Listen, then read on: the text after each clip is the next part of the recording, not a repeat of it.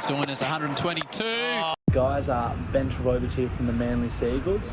Here comes through Luai. The SuperCoach Experience podcast is one of the best podcasts going around, boys. They go to Scores. Keep doing what you're doing, and yeah, I just want to say, what a podcast. Go the Mighty Eagles. Hey lads, Ewan Aiken here from the New Zealand Warriors.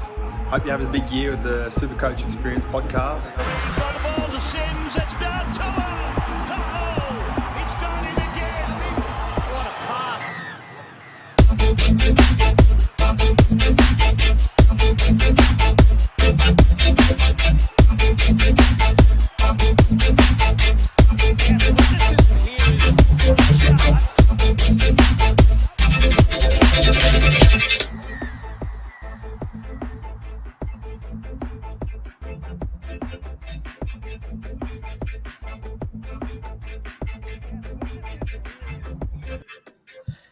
And welcome to the SuperCoach Experience. Thanks everyone for everyone's patience. Last week we didn't have an episode, but this week we're back and stronger than ever. I'm in London, but we've organised with a fantastic guest to join us. I'm here with the man, the myth, the legend, Robbie, who came 30th overall last year, coach of the Centurions. How are you going, Robbie? Good, Maxi. How are you going? It's a nice early start for you over there, I imagine. Yeah. Look, it's early for me, but you know the good thing is you wake up at 9 a.m. in the morning, fresh. There's games on, which is always good when you wake up to rugby league. Don't have to wait the whole day, so it's not bad. So, firstly, I mean, how's your team going this year, and how'd you score this week? Yeah, it's been a steady climb up throughout the year. Horrible start, hearing a lot of people. It's the similar boat, and I'm just outside the top 1,000 at the moment, just about 1,100. So 36 points out of the top 1K. So hopefully after this week, sneak into the top 1,000. How good. And what did you score this week? 1,157. So probably around par, I would think, maybe just a touch over. Fantastic. I mean, that's a pretty solid score. I think par will end up being around the 1,100 mark. It seems like, and you're part of this too, is we're in a lot of leagues with some good super coaches, and often it becomes a bit misleading. So always inflate your expectations. Did you have Cleary? Did you captain him? I did have Cleary, and thankfully I didn't. I was a straight Teddy captainer, which was at the time seemed a bit, it was okay, but wow, I guess, who could have imagined what was to unfold in that game? And, people that Captain Cleary, hearts go out to you, and that's absolutely devastating. Yeah, well, I mean, I'm one of the Cleary captainers, so an absolutely shocking week for me. I got 966, so I'll be having a bit of a slide, but you have the rough weeks like that. That's just part of SuperCoach. So yeah, I had Cleary captained. It's really funny because I actually was on, I think I was on Teddy. Oh, I know. Sorry, I was on Hines. But we have a group chat for the SuperCoach Experience lads, and we post some omens. So for example, Timmy might see a number plate that says like TED, and it'll be like, oh, I'm supposed to captain Teddy, and I had a call with another business that has Cleary in its name, so I switched on Friday thinking, oh, this is telling me to captain Cleary, but actually it was an omen saying don't captain Cleary, but anyway, it is what it is. It's SuperCoach, I mean. This is the way things go. I mean, we're all veteran kind of super coaches. It's part and parcel, and I suppose it's not just a Cleary captain that kind of got me that low score. It's also having DC with what happened to the Manly team. It's obviously unforeseen, but I was on Holmes for a long while last week, and went DC over Holmes, and that's a 200-point switch. So it's a game of fine margins. I'm sitting in 3,000 at the moment, so I'll get a bit of a slide. But the good thing is I've got 3 trades left, so can hopefully work with them as best as I can with all these guns falling down. How many trades do you have left? So I've got 2 at the moment, and I think one of the new rules that came at the start of the year, where you can it's a rolling lockout, so you can reverse trades throughout the round, actually really saved me this week. I was locked into 2 where I was going to trade in Hassan for Tass originally, but then when obviously Cleary went down, it was like, well, got to bank, save that trade and, conserve as much as I can. So fortunately I've got 2, and obviously Cleary's going to be a straight trade out to, I guess, whoever I want, I guess. I've got bank, and we'll figure it out when we see team list drop. Yeah. Well, I mean, and that's a really smart thing to do. I'm kind of the person who doesn't, I should use that kind of rolling lockout a bit better than I do to reverse out trades. But I'm kind of, once I've made the decision, I kind of tend to stick to it. So it's good to realize also you've got, And the irony, I guess the irony is I ended up playing Tass as well, and he outscored Haas at the end of the day. So I actually ended up in a better spot than I intended to. So. Yeah, well, I mean, I bet you I'm this. I'm a Cody Walker owner, and when Task got that assist, I think everyone was just like, oh no, but you're sitting there going, oh yeah, I played Task. I was over the moon, and I'll probably have a listen to Addo's podcast later on. He's probably gonna have a crack at the scorers again, to like Cody movement, I guess. So. Yeah. It's always very funny in the Podmasters chat when there's an assist like that. There's always one person who says like, if Cody gets this assist, I'm done. It's just like everyone's just debating it for an hour. So it's good bit of banter. We'll get into the recaps. We've got a couple of lovely gentlemen on here. Timmy says, "Good evening, gents." Well, morning, Maxi Evans. Morning, Timmy. How are you, mate? It's a good day to be a SuperCoach, if you're not me today. So, but good to be on here. We've got Mr. Lachlan who also said hello. So, hey, mate, good to see you on board.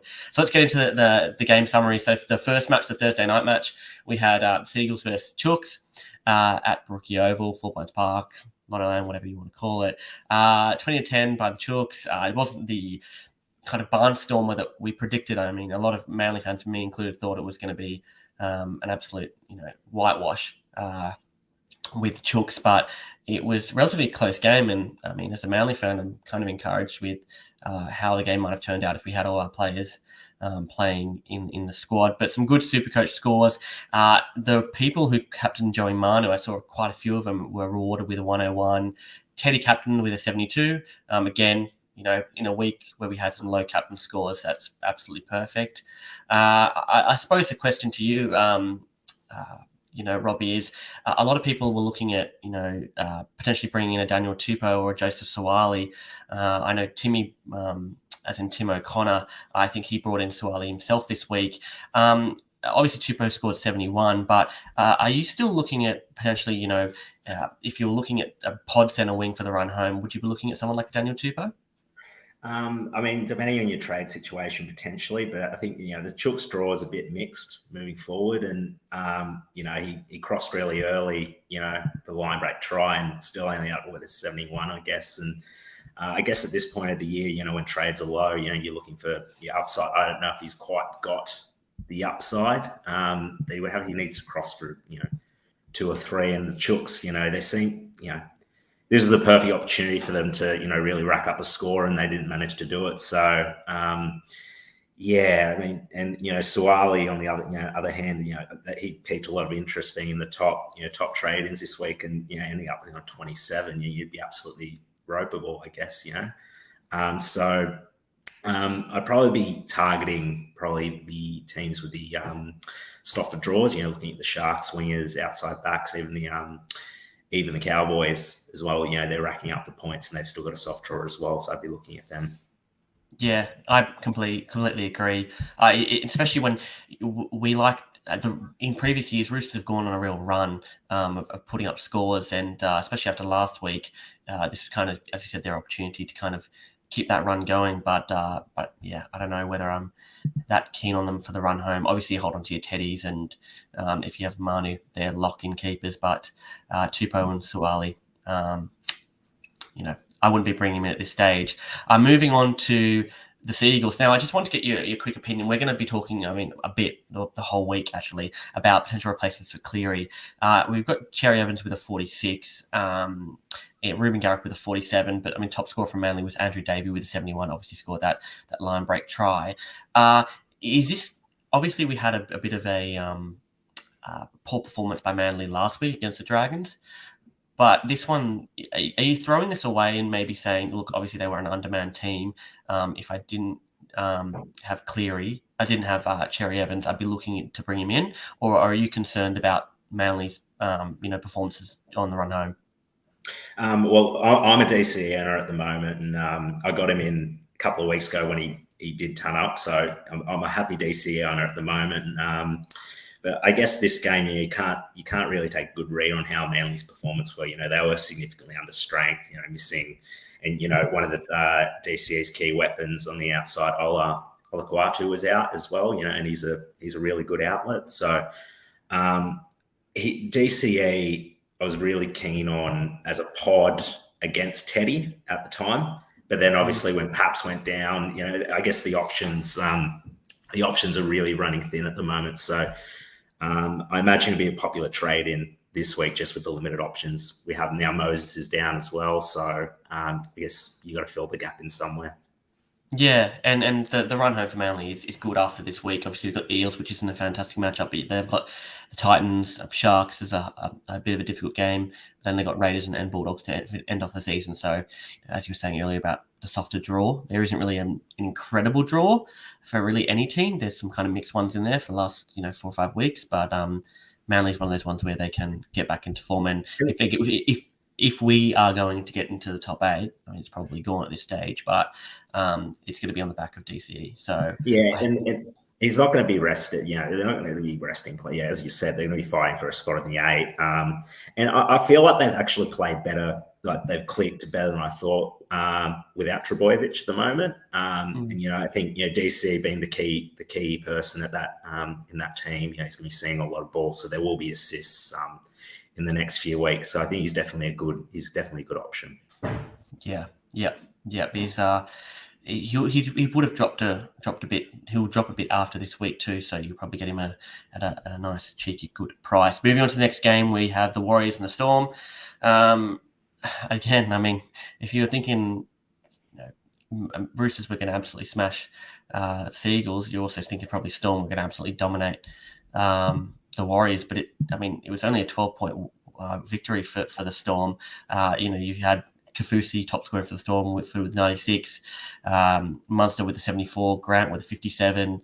From the Warriors' point of view, you had Edward Kosi with 114, Tohu Harris with a 66. I suppose my question for you is, Robbie, is are you a Grant owner? And if not, are you slightly concerned about his scores over the last 3 or 4 weeks? I mean, it would appear to be if you don't have Grant, you're going to be left behind. But last couple of scores haven't been fantastic.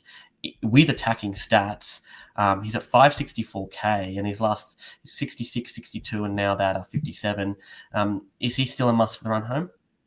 I actually brought him in this week, so he was my last piece of the puzzle for my final side. So I traded Appy out for Harry this week, and it is slightly concerning. And that's with a try as well. So the base stats aren't there at the moment. So just something about Melbourne at the moment is really off, and I think SuperCoaches were picturing another 70-odd point affair like they did early. They did a number on the Warriors early on, but it's just not clicking at the moment. And they've been hammered by injuries in the outside backs. So, and Nick Meaney going down, and if he's out for an extended period, then it's just going to add more problems. So, I still think bringing in Harry Grant, if you have trades, do it. But if you're running a Robson or an Appy in the hooker at the moment, then there's probably no need to waste a trade there at this point.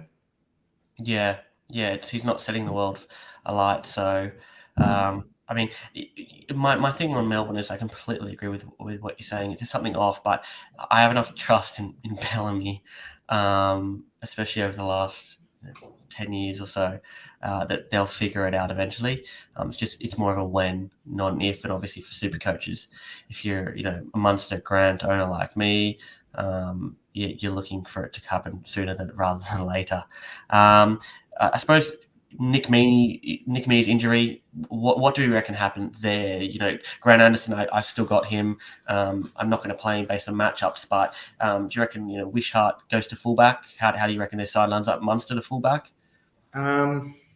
It's a tough one. I think they'll probably run it like they did when Manny went down, when Munster might actually play fullback. Actually, I think, and I think it actually depends largely on who's coming. I hear Xavier Coates is not too far away as well, coming back from injury. So I'm not sure if they put Wishart. I think they tried Wishart at fullback early in the year, didn't quite pan out that great. So I actually think they might look at running Munster in the fullback position. And I was actually speaking to someone and saying Brandon Smith's due back. So, who knows? They might throw Harry Grant in halfback and in the halves. I don't know. We'll wait and see. It'll be very interesting. Yeah, super interesting. I mean, super coaches, when they hear Munster potentially the fullback, even with Storm looking a bit out of form, that's the way to get him involved. Well, they've got the Titans next week, so that's a perfect sort of game to play yourself back into form. So let's hope they get there. I mean, from a Warriors standpoint, nothing much really going on. I think if you're a UNH owner and you've held him for this long, keep a hold on to him. I'm quite, AFB is just the fallen. I mean, he's one of, if not the biggest super coach and kind of NRL. His season's been awful. I think his average is around about the mid 40s to early 50s, and for a guy that was a front row keeper of years past, it's not particularly good. But let's hope it's just the Warriors this year and he comes back to form next year. Which brings us to the game I don't want to talk about. Parramatta versus Penrith. I was loving the first try assist from Cleary. I was thinking, look, he's on, Luai's out, he's on to a performance, but let's be honest, that tackle was a red card if I've ever seen one. So good to see they made the right decision there. And they're saying, I think he's 5 weeks with if he chooses not to challenge it. Yeah, he's already taken it, so he's gone. So he won't be back until finals. Jesus. So you're saying, I heard a couple of people who are saying hold. No, right? You're holding if you've got no trades. Yeah. That's about it. Yeah. Even if you've got one, I'd use that one and move into someone else. Especially like with jewels and items of that nature, you might be able to have, if you've got Hines at fullback, you might be able to swing and get a good fullback or center wing asset for the run home. So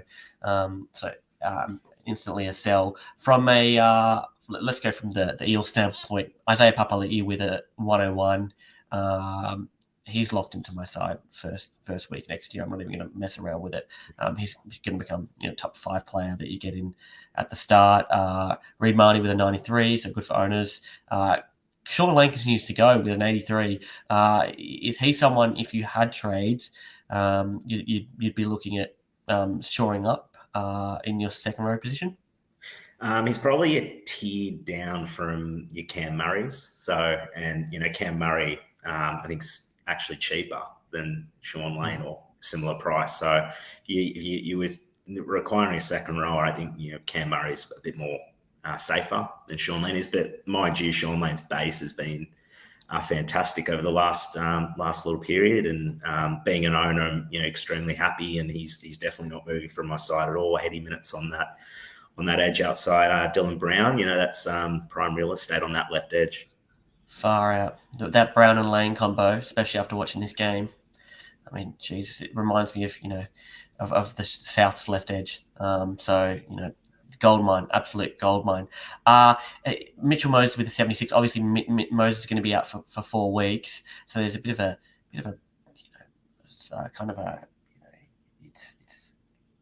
it's not easy to kind of have a decision about your replacements, because he would have been the instant one I would have brought in for Cleary.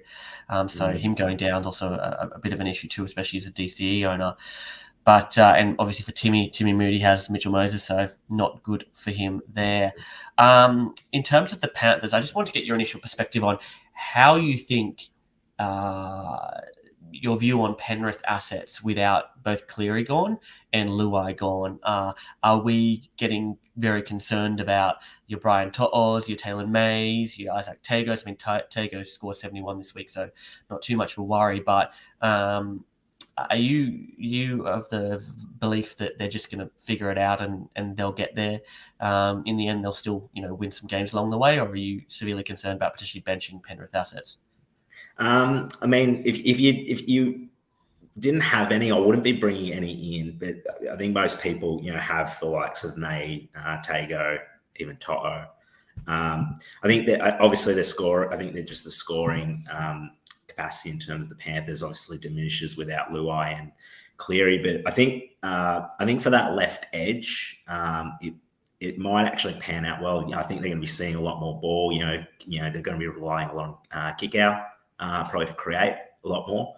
And without I guess over that Origin period, that was the go-to without Cleary and Luai. So I imagine that's going to be the blueprint moving forward. So I think anyone on your left edge, I'd still be happy playing them moving forward. Really, I mean, any game, any one of them is going to cross over. The Panthers have got points in them, so I wouldn't be too concerned benching them. Mm-hmm. Yeah, I'm kind of the same view. I mean, especially most people low on trades, it's kind of a luxury being able to trade Penrith players out or bench them. So, and I mean, look, their draw is quite testing. They do have the Raiders, Storm, Souths. They have the Warriors in round 24, but then the Cowboys in round 25. So, it's going to test them a bunch. But I mean, it's a good run to see how they are without Cleary. I guess the good thing is about, your Tagos, Mays and Totos, they've got good base on their day. So, I don't think they're going to be churning out awful mid-20s scores, yeah, I'd still be happy to play. But I only own Talon May at the moment, so I don't have that dilemma. But I know teams probably have all three, which, becomes a bit more of a dilemma. Yeah, so I've got May and Tago. And I think, if people try benching Penrith assets earlier in the year, and it's always the one that you bench ends up scoring well. So I'm going to continue to play all of them. I think for someone like a To'o, he's going to be really relied on. And you go back to that, the whole left edge of kick out. I think kick out is going to be relied on heaps to create. To'o is going to be a key part of their attack going forward. Your May, your Tagos. So I think they'll be all right, but temper the expectations, of course, with both Cleary and Luai out of the side. Next game is Gold Coast and the Raiders. So Raiders put an absolute score on the Titans. I suppose my first question is, I mean, the top scorers for the Raiders, 125 for Hudson Young and 113 for Joey Tarpanay. Are you a Joey Tarpanay owner? And if not, would you be trying to use one of your last 3-4 trades bringing him in? I'm not, and it's absolutely killed me seeing him since the bye. Because it was at the bye round where, I obviously bought Angus Crichton in for the round 13 bye over Joe Tarpanay, and ever since, he's been absolutely on a tear. And, one of my best mates is a Raiders fan and started with him round 1, and, he's saying he's such a genius, but he's been on absolute fire. And it's not even just with increased minutes, he's just work rates increased, offloading and tries, assists, line break assists. He's just on a tear. And I actually think what I'll do this week is actually bring in Tarpanay for Cleary as well by Jules. What that will do, obviously he's just killing it, getting, a safe 80, 70 plus 80 every week. And it's 100 plus if he scores. And then that just gives me, a bit more flexibility in my front row, second row forward, so I can cover injuries in the last few weeks. Yeah, I mean that's honestly that's the trade to make this week if you can make it work. I believe I've got Hines at halfback already, so it might not work for me. But that would 100% be the way to work, especially with the kind of the deficiency of halfback assets. In fact, I've got Hines at fullback. I'm incorrect, so that's going to be my trade for this week. Yeah. Here I am. Copying my guest, but yeah, I mean that's the way to make it work. it doesn't appear to be, the minutes are there, but also the attacking stats are always there with a guy like him. He's offloading, busting tackles. His last, and I don't want to, make you sad, but since round 13, he scores 78, 95, 82, 94, 74, 73, and now 115. That is just next level good. He's turned out basically to be the IPAP of last year. IPAP was obviously a gun coming into this year, but he's just emerged as that gun in the front row forward that you basically is separated, I guess, probably the top echelon of teams from, I guess, the pack. I imagine a lot of people have got on him earlier, are pretty well placed. Their draw is absolutely golden as well. I mean, they've got Penrith this week, but I wouldn't be, so concerned with how to play at Penrith. And they got St George, Newcastle, Manly, West Tigers. I mean, that's absolute dream. So if you can get him in, if you don't have him, I'd be absolutely targeting him 100%. Yeah, I mean, that draw is as juicy as can be. I suppose Hudson Young's in 2% of sides. If you had the trades, would you make that move given their draw? No, not at this point. I know Tim Moody, made that move earlier in the year after he turned up, and it's probably a little bit of chasing last week's points, I reckon. I don't know how many times he's going to be turning up, but he looked fantastic on the weekend. Yeah, I think it takes big balls to do that, especially, with most of us on low trades. From the Gold Coast perspective, Dave Fafita with a 49, who a lot of own. I'm a Dave Fafita owner, and I'm not too impressed with that. Brimson with a 40. Key big scorer is a Tino with an 88. Tino looks like a fantastic option in front row if you perhaps don't have the cash to go up to someone like a Joey Tarpanay. He's 560k. Would he be someone you might look at if you couldn't make that jump straight up to Tarpanay? Yeah, he's been churning out the scores this year, and he's turned out this year what we wanted him to be last year, I guess. I actually, if I. From my personal point of view, watching the Titans and that, I just, he's the heart of that team, does a heap of work, but I always just feel like he takes one too many hit-ups, stunts the attack a little bit. So I get really frustrated, when they're a good opportunity, good position, and then, he takes a hit-up. So I just get really annoyed watching him a little a bit. But, he's churning it out. So, if you didn't quite have the money to go up to a Tarpanay, then, I guess why not? He's got the minutes, he's got the work rate, so he's going to get you safe scores. Yeah, I kind of feel the same. I used to feel the same about Pat Carrigan. They're absolute workhorses, but sometimes they just take that extra hit up when they should move it out the back. Which actually brings us on to the next game. Just quickly on David Fafita. Are you an owner? And if you were. If not, and if you were, would you consider benching him? 49s. Look, he's just an absolute. I don't know why they're not using him as much as they should, but he's just frustrating me a bit at the moment. It's the most frustrating sight in NRL, seeing the Titans and how they use Dave. I honestly think the coach is telling them do not give Dave the ball. He's done something. It makes no sense whatsoever going away from your best asset. I am an owner. It's really frustrating to watch. And you can't look. I bought him in with the potential of, he's got that ceiling where, if he crosses over, it's 100 guaranteed. He can cross for 2 tries, it's 150. You can't be missing out on those scores at this point of the year. So, as much as the 49 is a bit, it's yuck this week. There's no way I could be benching him, because benching him and then he can put on 2 tries against any opposition on his day, and you'd be absolutely dirty if you saw that on your pie. Yeah, it's just ridiculous. I mean,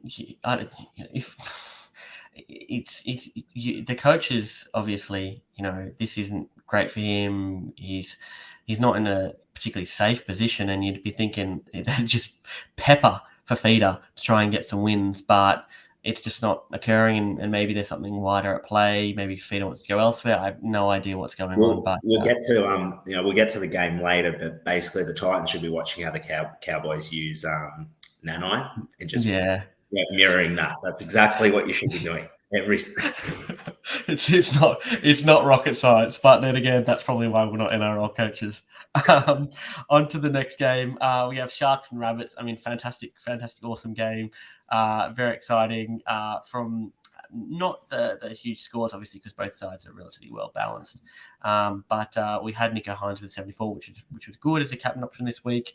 You had Cam McInnes with an 85, which again he had, that was with a try disallowed, wasn't it? Yeah, he dropped it looked like he just dropped the ball. It's like, which, yeah, he got that down. That's an absolutely massive score for owners. Huge. And great for owners. Obviously, I love seeing the Andrew Fafita try of brings us back to 2014 Andrew Fafita in front row, and we used to captain him. So that was good to see. I mean, we talked about Sharks earlier on in the episode about their run home and about potentially positioning their outside back. So I want to talk about two people. First one, Sifa Talakai, 59. Looked pretty good. Again, back to some good form, Sifa. The other one's Ronaldo Militalo. That was 41 with a try. Would you be bringing in someone like Ronaldo this week if you had the trades, or are you still or would you prioritize someone like a Talakai who's got a bit of a better base? I think Ronnie is quite cheap now. Actually, I think he's below 500. He's going to drop a bit further. Yeah, 491. So he's really cheap at the moment, and I'm just having a look at I know the Sharks draw. They've got a great draw: St George, West, Manly, Bulldogs, Newcastle. It's a great draw. So you imagine the Sharks will be putting up some scores. So Sifa. I mean, I bought Talakai at top dollar and, missed out on his massive 165 earlier in the year, and you haven't gotten anything out of that since and have got rid of him. So, I mean, if you don't have any Sharks outside backs, I've been looking to get them in if you've got the trades. But that's obviously trade dependent. I mean, with that run, you've got to kind of assume that they'll get back to their best ways. They're both really quite cheap. I mean, Ronaldo's got a 111 break even, so he's going to be down at 450k mark. So, I mean, I know money necessarily isn't an issue for a lot of people at this stage of the season, but still, it's a bit of a bother when you've kind of watched Ronaldo score tons earlier on the season, and he puts up scores like this with a try. But I think the last 5 games they'll really click into gear, the Sharks. Yeah, you buy him in for tries. You buy what you expect. Buyers just need to temper expectation. Like you're buying him to score doubles or hat tricks, and that you're not buying him for say 40s, 50s. So I don't think he's crossed the line that much over the past few weeks, but I imagine he'll finish off the year with a bang. So certainly someone that can put large scores and has upside that going into head-to-head finals, and that can be the difference. Yeah. I'm going to make the decision even more complicated now by adding in Jesse Ramian, 36 this week. But again, on that end of that Sharks back line with Tracy, he scored 133 against Melbourne, 99 against the Cowboys, and obviously had 2 poor scores. He's sitting around the 648k mark. If money wasn't an issue, would you go Jesse over the former two of Talakai and Ronaldo? I'd consider him, especially because he's a hog, and that's he's going to, more often than not go himself. So, he's definitely got the ceiling, and he's shown that against the good side. So, he'd definitely be a pod as well. So, he'd be, that point of difference that I don't think a lot of people would be looking at, especially after this week's score. Yeah. I mean, huge pod, and we all hate to see it when we're not an owner, but when we're an owner, we love the Hogs, the Wagga Blakes, the Jesse Ramians of this world. And then look, he's a hog outside a hog with Ramian and Tracy. So, look, I mean, ridiculous stuff to watch. From the Rabbits' perspective, you have Cam Murray with 83, Damien Cook with a 74, Totola with a 99, Kolomatangi with a 73, and of course Tass with a 68, which is fantastic for you, given you played him this week. I suppose the first question is, do you think Cam Murray is the best second rower available outside of the big dogs? If say you already had a Tarpanay and we're looking at potentially a Cleary trade out. Yeah, I mean, like, that 83, and I think that was just, I think he might have had a line assist potentially. Outside of that, that was all work rate. And, where the Bunnies are sitting at the moment, he's going to be playing big minutes. I don't see him, playing any reduced minutes or taking rest. So he's going to be getting close to 80 minutes, I think, every single week. So I think he gives you both that safety, so you can reliably say he's going to get you at least 70 points, 70 plus. But then, I think he's definitely capable of crossing the line and, posting a big score there. So out of the second row crop, I definitely think he's top of the tree. So yeah, bring him in if you've got Tarpany and everyone else, I guess. Yep. Completely agree. From a 5'8" perspective, I'm running Munster and Cody Walker at the moment. Cody's responded or back from that very poor score with a 55 minutes. Not fantastic, but it's also not great. If you had trades, would you consider a Walker to Brown move, or do you think that's a bit of a luxury? I think it's probably a bit of a luxury. It's not a great score. I'd be looking at other targets potentially outside of Dylan Brown at this point in time. I mean, Dewey just put up a great score. He's a potential option in that 5'8" option. Matt Burton's been doing quite well over the past few weeks, so he's also an option. And you've got Scott Drinkwater as well, who's posted a ton today and has got a good draw as well. So I think if you got Cody Walker, I'm probably looking at those options rather than Dylan Brown. But, I'm a Dylan Brown owner. I'm very happy. He's got good base. And I think now with Moses out, he's probably going to be relied on a bit more heavily, I guess. So hopefully that means more ball for the left edge for you, like a Sean Lane and Mike Sebo on the outside. You don't reckon Brad Arthur's son's going to take control of that side? Look, he's probably the most likely replacement. I think he's copped a lot of unnecessary criticism. He's just the fall guy, I guess, at the end of the day. People get caught up in SuperCoach quite, get heavily invested, and I kind of forget, that these guys are, footy players and humans and everything like that. And but I think it'd be a good test for him, and it's probably the one position Parramatta, and me being an Eels fan as well, is probably the position of most worry. If Moses went down, what are we going to do? So I guess this is his chance to prove the doubters wrong. Yeah, and I mean, in the games that he's played, he hasn't been necessarily poor.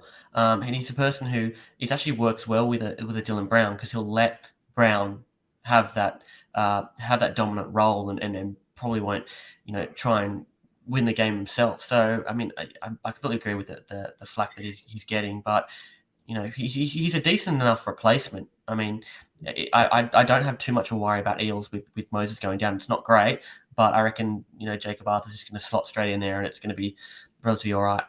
If I can give him a few tips, I'll give him 2 tips. 1, just short ball to IPAP, and 2, just kick well. That's it. If you do that well, then you're fine. Yeah.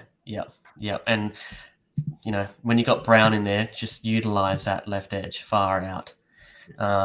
Just send it down there, mate. Good things will happen. Good things will happen. More from a Sharks and Rabbits perspective. Who else have we got? Latrell with a 52. Jed Cartwright, not a good performance for him with a 14. But Keon Kalamatangi continues to prove me wrong. I thought, his base is too low, the tries aren't there, 74 or 118, and now a 73. He's looking like an absolute keeper. So something interesting to watch out for next year. I know it's probably a bit too late to bring someone like him in, but he might be someone you started with in second row. He looks absolutely fantastic, and the base has been there. Yeah, people obviously got rewarded for bringing him for that round 17 bye. He obviously started the year with House on fire, and then obviously dropped off quite a bit. But he's repaid the faith for SuperCoach, still brave enough to bring him in for that bye. For sure, and well done to those SuperCoaches. We had a fantastic game to finish off. I believe it was Saturday night. which are Broncos and the Tigers. Great to see the Tigers get up after last week's, I would say, mishap. But I want to be polite to the NRL. 32-18. I mean, this is just the Adam Doueihi show, if I'm being honest. He absolutely took over this game. That scrum try, I mean, yes, he walks straight through, but that is just purely rugby analysis, him looking at that, and he set that up from the get-go. So I'm absolutely loving watching him play. And a couple of weeks ago, I thought about bringing him in, but he was starting at around about 6:20 or 6:30, I think it was, and wanted to let him drop in price. I suppose key thing is to start talking about him. My other option is potentially going Cleary to Adam Doueihi via Jules, and kind of bring him into my centre wing. Would you Tapine, Doueihi? Would you have Tapine 1, Doueihi 2, or would you, be absolutely fine with bringing in, an Adam Doueihi this week? Probably depends on maybe where you sit, what your objectives are. So I mean, like if you're probably trying to solidify, if you're chasing 1K or in the 1K trying to solidify, probably Joe Tapine is probably your pick. But if you're looking for point of difference, upside, chasing the pack, head-to-head focused, Adam Doueihi, he just showed in this game what he's capable of, and what a lot of super coaches wanted to see before they wanted to make that jump and investment in him. And I guess now with Hastings gone, for the year as well, Brooks gone as well. He's going to be the focal point more than anything now. So he's going to be seeing a lot more ball. He loves to run. He's a sharpshooter with the goal kicking. So there's definitely points there, and the run for them is not too bad. They got Newcastle next week, and then a couple of other soft games as well. So there might be some big scores for anyone that's brave enough to jump on him. Yeah. I mean, that's the thing. It's kind of the dilemma that I've got is I'm going to be probably in the mid 3,000s by some lockout ends, and 3 trades left. I'm considering bringing in Tapine and Doueihi and running with one. I just got to find some point of differences to kind of get back up to a respectable score, especially with all the Supercoach experience lads hitting around the top 1,000. It's tough to be letting the team down. So I might be, bringing him in this week because he just seems like it's fun to own him as well and watching. Like, he's so good to watch. He's that, as you said, that try off the scrum is just a real footy try. And he's just he hit the turn thrown around. He's just a footy player. Adam Doueihi is that. So owning him, is definitely fun to watch. So. Yeah, and I think from the Tigers' perspective, I think everyone after what happened to them last week, and it's like when I believe they beat the Eels 5-6 weeks ago. They're kind of the team where it's like the doggies. Everyone wants to see them get up here and there. So it's always good to have a kind of a player, and I always love how when they win a game, their fans. It's like they've won the league. It's always good to see that, and that's what footy's about, is a bit of excitement. They've been through a lot, those fans. I'm a Joe Offengawe owner, so 65 is pretty good for him, not too shabby. Hastings obviously out, but he had a 61. He was someone a lot of people are looking at as a potential replacement for Cleary.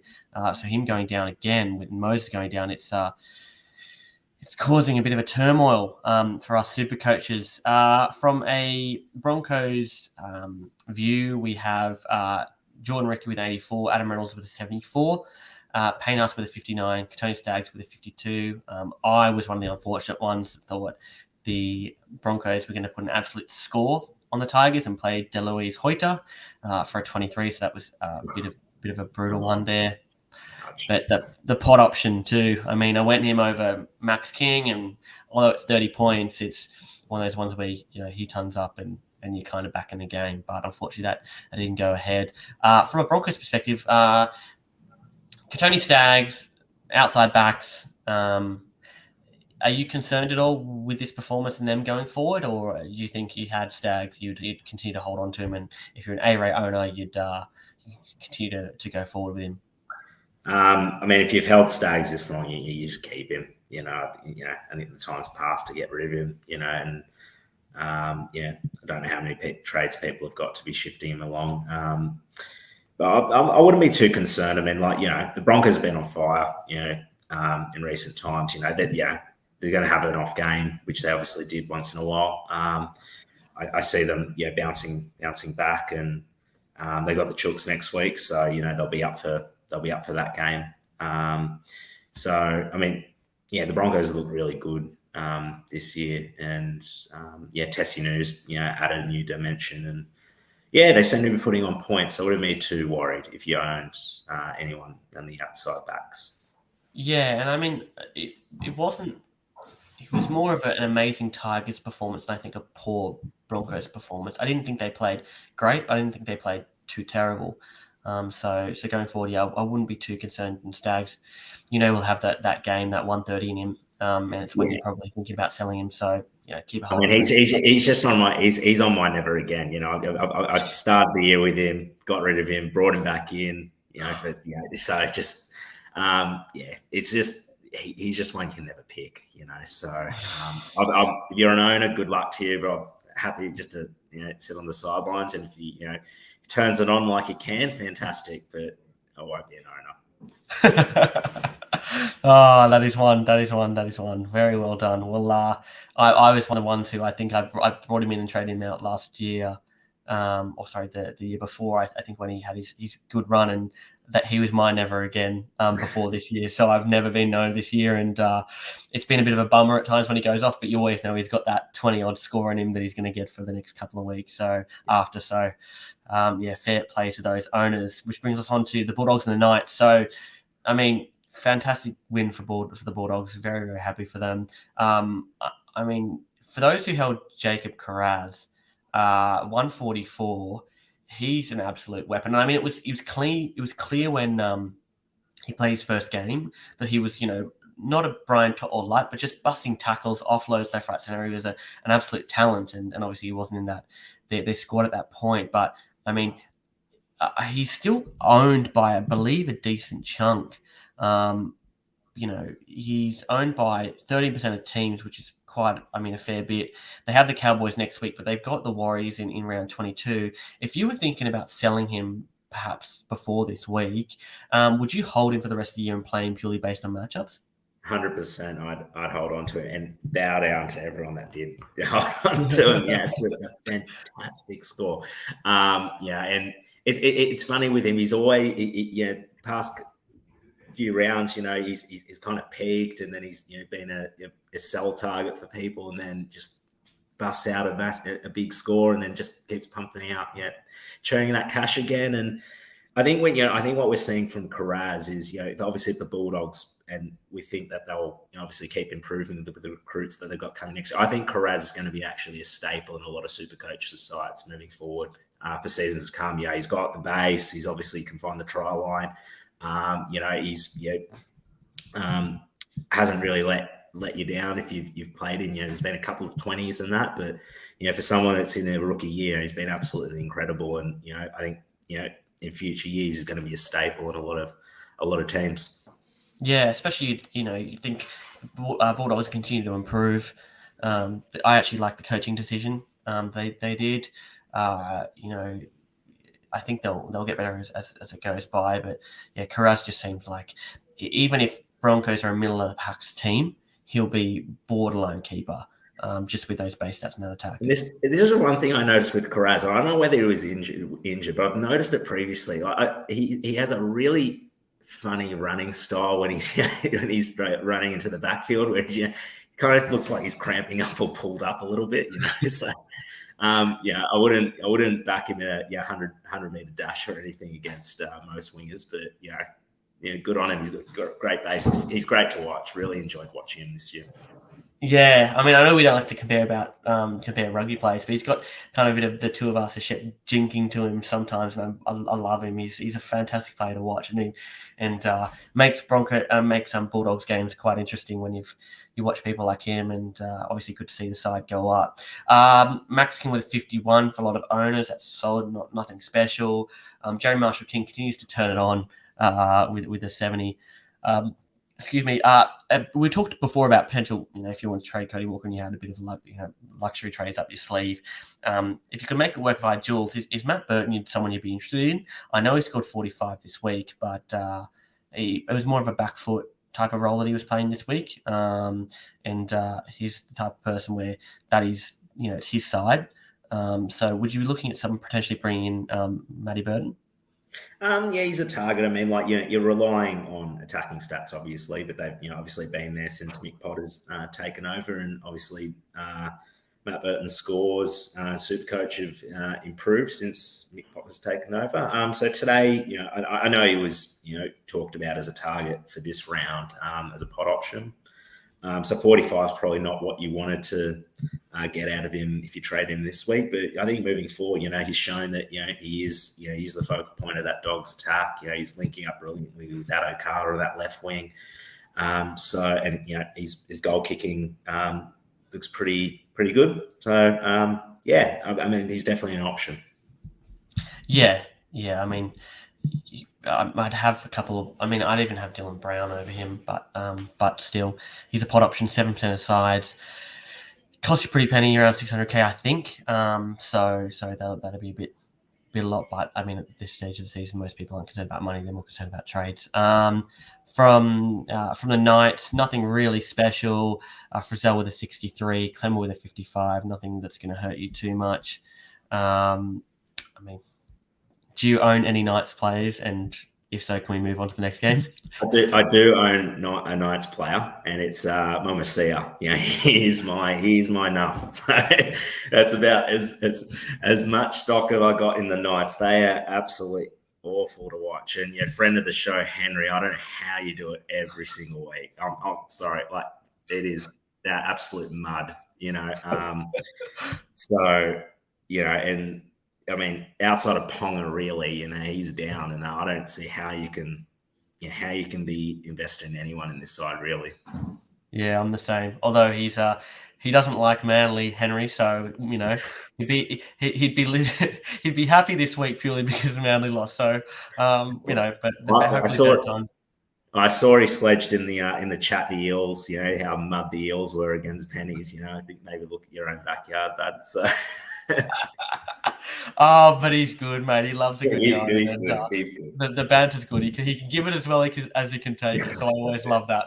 He's a funny guy. I remember when in one of the group chats he said, Ola Kawatu without turbo or he's mud. And we actually went back to the scores and showed that he scores better without turbo. But I love him. He's such a legend. I can't wait to bring him back on, Henry. Well, shout out to you, mate. Well done. Which brings us to the last game of the round.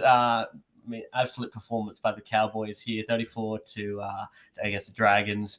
We spoke about it before. Jeremiah Nanai. I mean, just ridiculous. I mean, when I started the year with him, and obviously he had that 3-try game, but I thought he was that guy who relied on kick tries more than anything. I didn't know whether he'd have those line breaker, be put through too many holes. I just think he was, they'd identified him as great in the air, and they'd figure out him that way. But I mean, that try he scored today, ridiculous. They're the one where he's put through the hole. So absolutely fantastic. He's actually not that expensive, I believe. He's sitting around. He's around the 630k mark. However, he's in 10% of teams, and the run is amazing with the Doggies next week, followed by the Chooks, not good, but then Warriors and Souths and Penrith. 77, 70 now, and 104, and followed by the 140. Is he an option? The ultra pod, I imagine a lot of the 10% of teams probably zombie, really, from giving up. I wouldn't imagine many in the top 1,000 would have him at all. He's just evidence of a player, obviously debuted in Origin this year, and he's just gone leaps and bounds ever since coming back.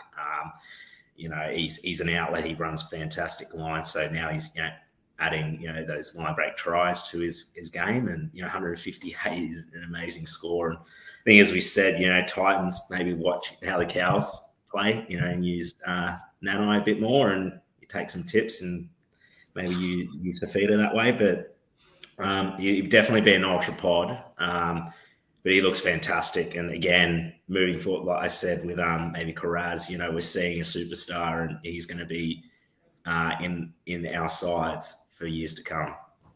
Yeah, I mean, it's so exciting to watch, and just, I mean, he's not going to. I mean, hopefully, there's a bit of he's not going to score tons the rest of the year. I'd love to have him at the 550, 600K mark maybe for next year. But if he continues to score like this, he's going to be well out of my range. So let's hope as a non-owner. We've been hearing quite a bit, about the obviously last year the Cows didn't do particularly great. And, you're hearing about the juniors that they got through in the second rows, that they're stacked, and absolutely seeing it this year. He's been amazing. Lukey was really good when he was, obviously when he was fit. The Cowboys are definitely rich in assets in their forwards and that. So, I see the Cowboys keeping this run going obviously for the rest of the year. But years to come, they're going to be very strong. Which is great. I mean, everyone loved watch back in the day with Thurston and the Cowboys.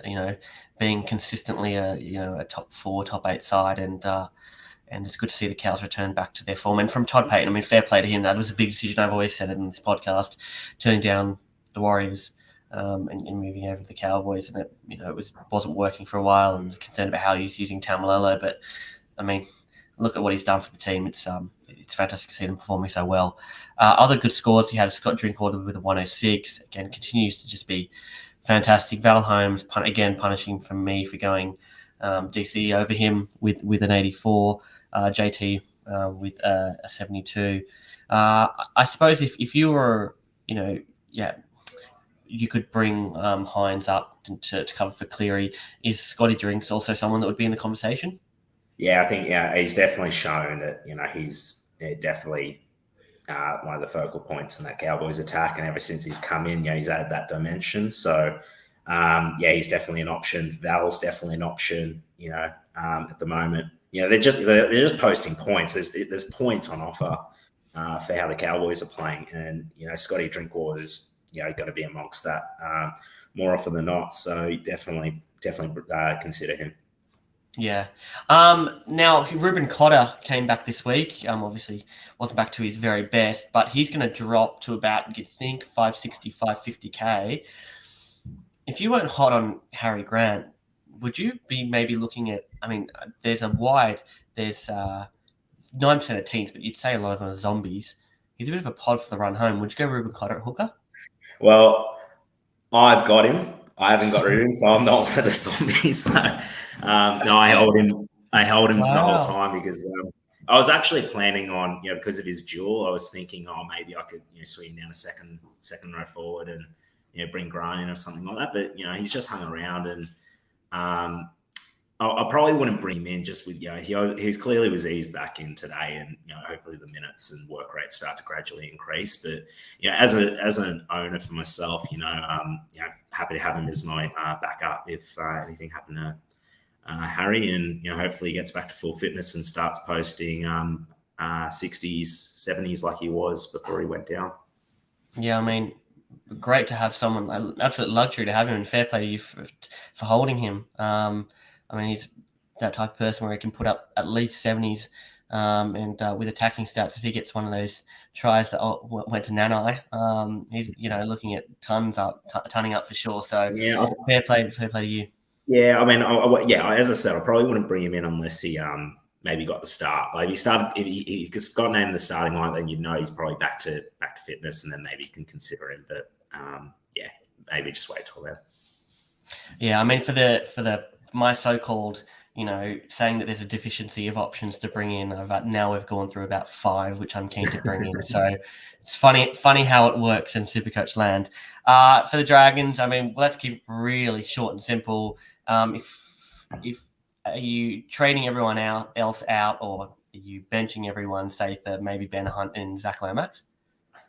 Yeah, I mean, I don't own any, and I mean, all year there's been zero interest. Obviously Zach Lomax is probably the highest owned player, probably the most Supercoach relevant, but even his relevance is probably diminished.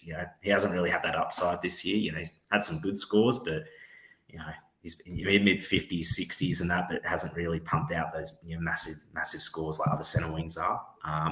Centre wings obviously become a key position where that's where all the upside is. So you want to be on those players. So there's not a lot of interest in the Dragons. So Benny Hunt's had a good year and that, but he'd be an ultra pod, and don't know if he'd outscore some of the other options that we might have discussed previously.